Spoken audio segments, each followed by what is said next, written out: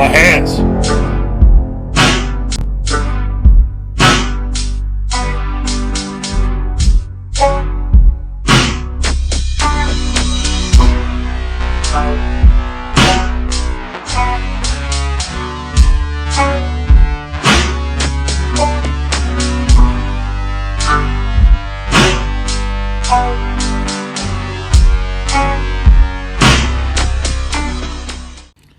Well, it's always something. I just recorded 20 minutes of footage, and I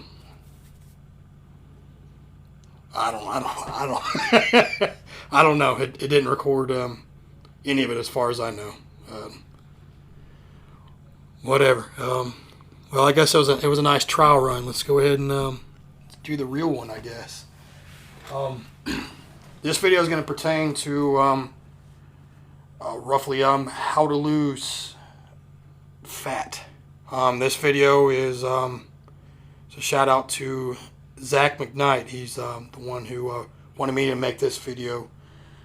It's not just how to lose fat, but it's also about nutritional facts and how the industry will misguide you entirely. All right, weight loss and fat loss is not the same thing.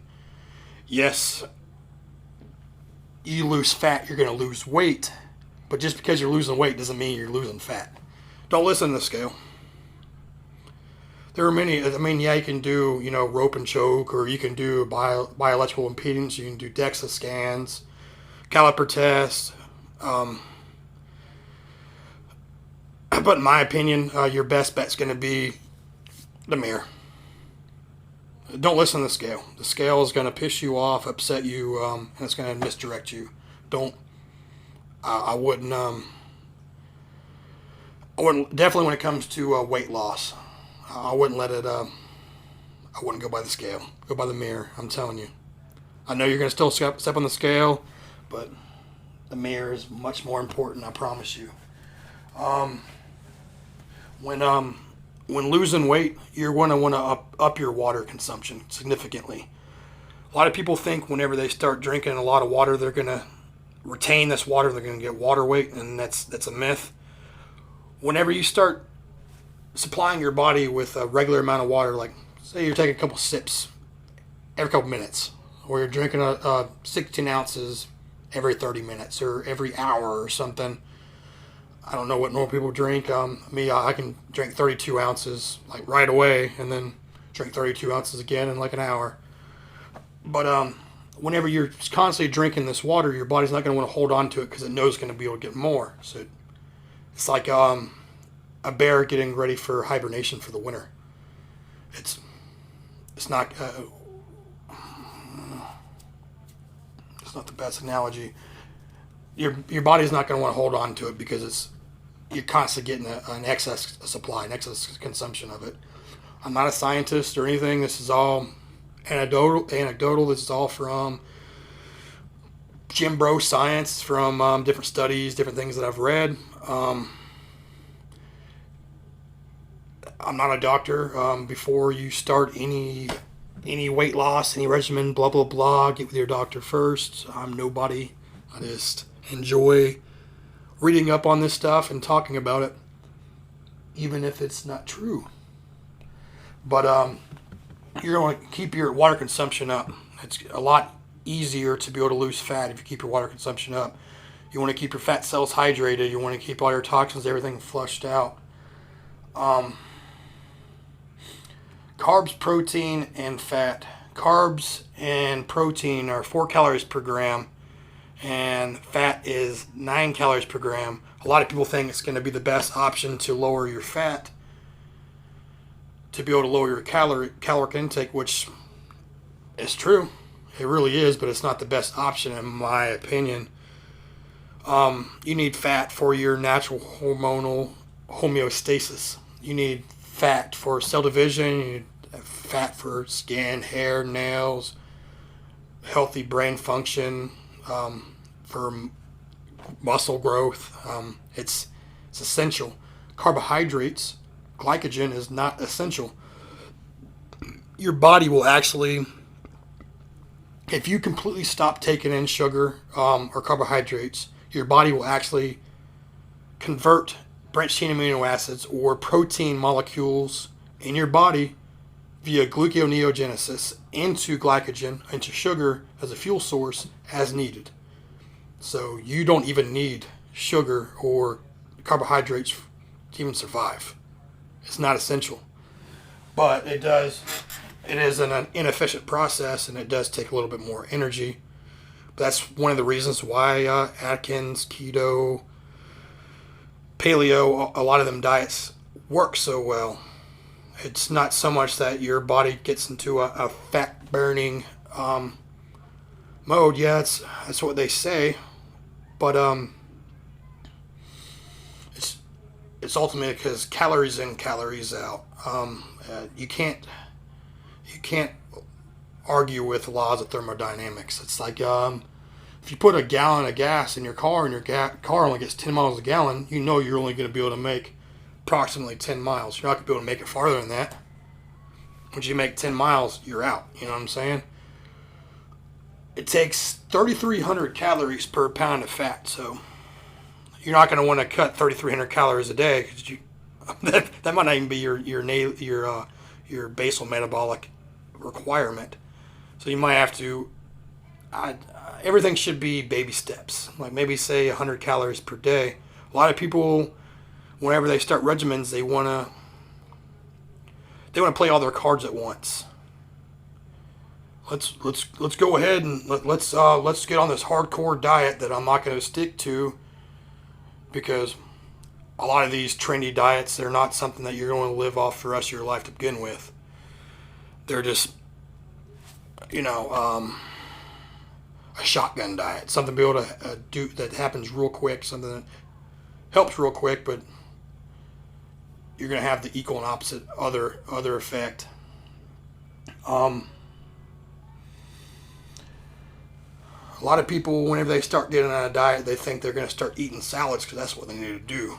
Well, I think that's the worst option.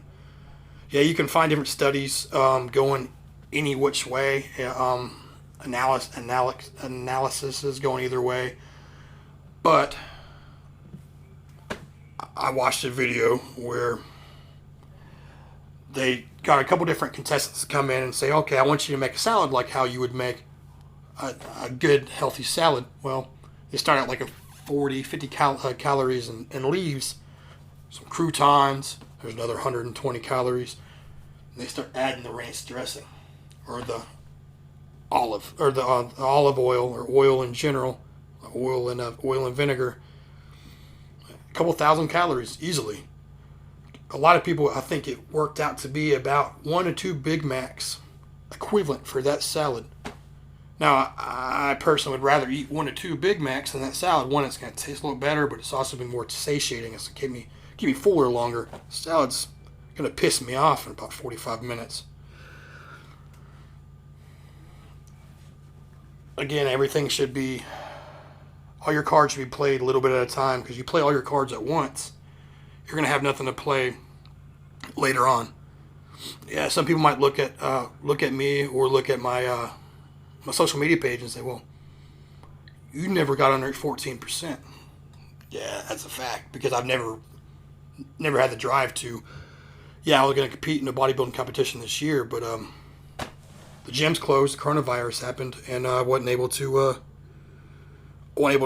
follow through with it. I'm more comfortable at 22%. Anything over that is retarded, in my opinion. But there's no reason to be able to kill myself to stay around 14%. I know a lot of people can hold 14% and still eat McDonald's and everything, but that's not me. That's not the way I'm built. Now, one of the other reasons why we wanted to make this video, I was talking to Zach. I was talking about how the other week I was in Walmart and I seen this cooking spray. Now, mind you, cooking spray is pure oil. I believe it's 91% fat. I'm looking at this cooking spray and it says low fat. How can oil be low fat? That's pretty amazing. Let me look at this. So I'm looking at it. It becomes low fat because of the portion size. The portion size is it was quarter of a second spray. Now, mind you, this is like PAM, Crisco oil, aerosol spray that you spray in your pan. Quarter of a second. Who the fuck's doing that? Everybody's, and no one's ever counting that. They're just, oh, it's low fat. It ain't nothing. Well, you just added probably 200 calories easily right there. No one ever thinks about that.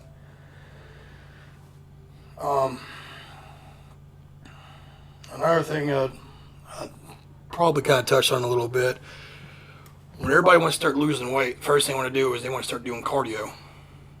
I don't think that's the best thing to do. One thing, like I said, you don't want to play all your cards. You want to do one thing at a time. Another thing is, more than likely you've been sedentary for a while. You've been sitting around doing nothing. If you want to go sitting around doing nothing, all of a sudden you want to start running or jogging. I don't think that's the healthiest thing to you know. You want to walk before you can run, you know what I'm saying? You have your car sitting for a long time, all of a sudden you start it up and you start flooring it. It's not going to be the best of shelf life for your motor. You want to, you know, baby it a little bit. It's been sitting for a while. Also, I personally believe that weight training burns more calories than running on a treadmill. If you want to go that route, you know, the cardio route, I think your best bet is going to be a stair climber, stair stepper. You're going to burn a lot more calories there. Yeah, it's not as comfortable, but you know, not everything's going to be comfortable. Man versus female. Studies that I've read and people that I've talked to, women, it's a lot harder for them to lose fat than it is men. They're more apt to be able to hold on to their body fat because they're designed to carry children. And it takes 17,000 calories, I believe it is, to be able to have a baby. It might be, I don't know if it's the full process or just delivering the baby or what, but give or take, it's 17,000 calories if I remember correctly. 17,000 calories is a lot. So you're not going to be able to hold 17,000 calories in your stomach as far as food goes. I don't know anybody that can. That'd be ridiculous. So the woman's body is designed to be able to hold on or retain more body fat to be able to be prepared for that time, that moment. So you got to be a little bit more aggressive. Where a male might be 120, maybe 200 grams of carbs per day. A woman might be 50 to 80. It might even be less than that. You know, a lot of women from the studies, people I've talked to, respond a lot better to a keto diet. But it's... Alright, I had a ridiculous mind blank there for a second. I actually had to stop the video and try to recollect myself. Super compensation. Alright, another mistake a lot of people do is they try to do fasts, or they try to eat less or less frequently. Think about it in regards of a bear. The bear getting ready for hibernation. Whenever they go to hibernation, they need to have all these excess calories to be able to survive through the winter while they're sleeping this entire time. Whenever you go through a fast and you eat, your body, during the time of your fast, your body's essentially starving. And whenever you eat, your body's going to want to try to hold on to everything that you consume because it doesn't know when your next meal is going to be. So there are some pretty significant circumstances where you can actually gain a significant amount of fat or even water weight because of this. And doing that too is going to raise cortisol levels, and raising cortisol levels right there in itself is gonna completely wreck any chance of you losing body fat to begin with. Nutrition labels. I delved into it or touched on a little bit with the low-fat cooking spray. But the other thing is drinks, condiments, all foods, snacks that are claimed to be 0 calories per serving. When it comes to the nutrition panels, they're allowed to round down if they're under 5 calories. If they're 4 calories, they can round down to 0 calories. Well, now we're 0 calories per serving. Look at the 4 servings in this can. And if there's 4 calories per serving, 4 times 4, you got 16 calories that you're not accounting for. You're drinking all these extra 0 calorie drinks. You drink 10 of them, well, you're at 160 extra calories a day when you thought you were in a 200 calorie deficit or even a 100 calorie deficit, but now you're technically in a surplus. People don't think about that stuff. Even portions on, say, ketchup. Off the top of my head, I'm not going to go and read, I'm not going to go online, but off the top of my head, ketchup, I believe, is 90 calories per serving. I think a serving is 5 teaspoons. 5 teaspoons isn't shit. What is that, like 1 chicken tender? I mean, a lot of people don't factor, I've been eating really good. Well, you didn't think about the barbecue sauce you consumed. You didn't think about this. You didn't think about that.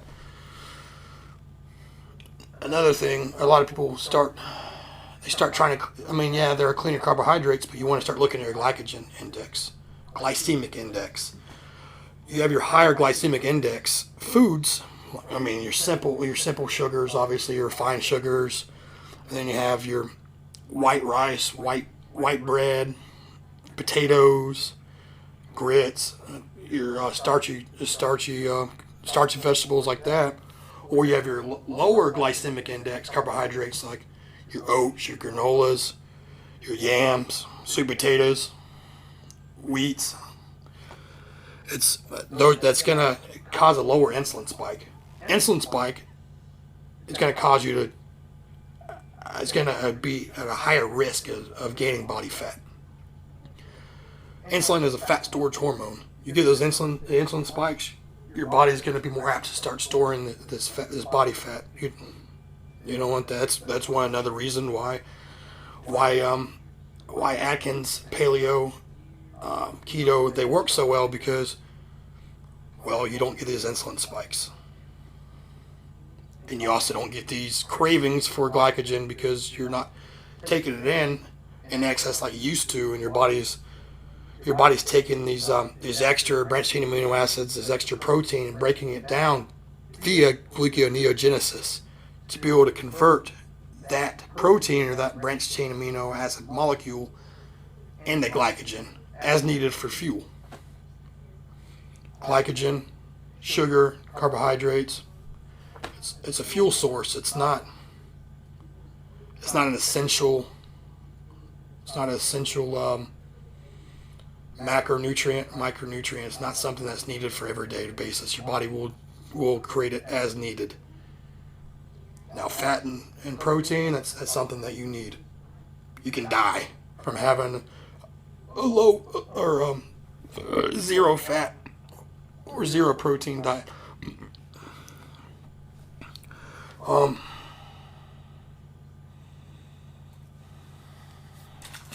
think that's partially it. Yep. Just drink a lot of water.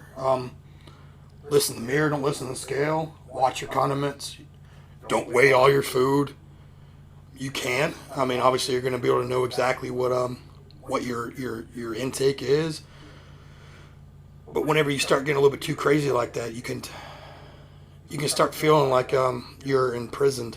You start weighing all your food. You start eating boiled chicken breast or baked chicken breast, turkey, broccoli, tuna fish, all this bland garbage ass food, and you eat this all the time, and it starts getting old, and that's another reason why some of these people who are health nuts turn into obese people. There are other variables and things that come into play, but when you go so long eating this militant, bland, not very and satiating diet on something that you don't really enjoy, to eating donuts, pizza, and stuff like that, it's really easy to stay over there. Trust me, I know. Yep. Waist trainers. I'm not sure if I touched on that. I'm gonna go ahead and talk on it one more time just in case. Waist trainers. Corsets. Corsets do work. They work in a contorting fashion. It will actually move your organs and everything around to be able to make your waist smaller, but it doesn't change your body fat composition. It just moves it around. It makes it appear smaller. Doesn't make you lose fat. Same thing with waist trainers. These videos and pictures that you see before and after people putting these waist trainers on and going and training and sweating their ass off and taking them off, and all of a sudden they have a little bit of definition or they have more abs. All they're doing is temporarily dehydrating the fat cells in the air and making the fat cells smaller, creating more definition in the area, which is reversible pretty quick. Once it gets rehydrated, it's back to normal. The fat doesn't make the fat cells go away, it's a temporary cosmetic effect. Well, also, another thing to take into account for, I think that you should also think about, this is just a general rule of thumb, but a lot of rule of thumbs kind of blanket for everything. It's like not a general blueprint for everybody, but it's a general rule of thumb for men. For men, it's when designing a diet plan, if you are going to decide to go that route and design a diet plan, when losing weight, 1 to 1.5 grams of protein per pound of lean body weight. If you're 200 pounds and you're only 170 pounds of lean body weights, go off 170 pounds. Yeah, you can't really go get that number unless you get a bioelectrical impedance, a DEXA scan, a caliper test, some sort of rough estimate. But I mean, if you can assume that you're 25% body fat and you're 200 pounds, you're 150 pounds of lean body mass approximately. So then you want to do 150 to 200 grams of protein, off the top of my head. And then fat is about 0.5 to 0.7 grams of fat per lean body mass. Carbs, I'd go a quarter to half. I'm a little bit more well versed when it comes to weight gain. When it comes to gaining muscle, that is my specialty. That is what I know well. Weight loss or fat loss, I know enough to be dangerous, but that's not my specialty. I'm just regurgitating information essentially and what has worked for me per se. Women, off the top of my head, protein is about 0.7 to 1 gram protein per lean body weight. Women are naturally going to have a higher body fat content, so 30% is a little bit more average for a woman, off the top of my head. Fat is probably about quarter to half a gram per lean body weight. Again, I'm not versed in this. This is actually just straight bro science off the top of my head, just playing it off. And then carbs, I'd say probably a quarter or a half as well. Like I said, when it comes to weight or muscle gains, that's what I'm gonna excel at. This is what I'm really gonna be able to confidently tell you. This is all information that I have learned over the years, and I'm regurgitating to you, but it's not something that I have fully applied to myself. Like I said, I've only gotten down to 14%. I've never got down to stage sub percent body fat. 14% for some, for me, is pretty substantial, pretty low, at least for my muscle mass, in my opinion. But it's still not my expertise. I mean, obviously, it's not. Whenever I was getting ready for my competition, I had Justin Compton designing my diet plan, and I was using his second pair of eyes. It's always good to have a second pair of eyes too, because I mean, your opinion of yourself is gonna be much different than what someone else is gonna have of you. Normally, someone else is gonna have a higher opinion in certain aspects, and they might have a pretty good critique of you. I feel like this is this is a pretty long video. I'm feel bad for anybody that's gonna be sitting through all this, but I mean, I'm sorry that I don't have this a little bit, designed a little bit better than what I have it. This is kind of just rolling through it and doing. I did have to take 2 snippets on this one because the first time I completely went mind blank. It's not like I had a seizure or anything. I just went blind blank. I didn't know where the fuck I was going, and I didn't want to sit here for 5 minutes trying to think of where I was trying to go. And the other time, towards the end, just 5 minutes ago. Yeah, 5 minutes ago exactly. I decided I should add this extra information, and I should probably have a little bit of an outro rather than just whoop, bye. Well, thanks for sticking around. If you did, my name is Will Foley. This is Protein Farts, and I'll make another video here soon. Thank y'all. I don't know what to do with my hands.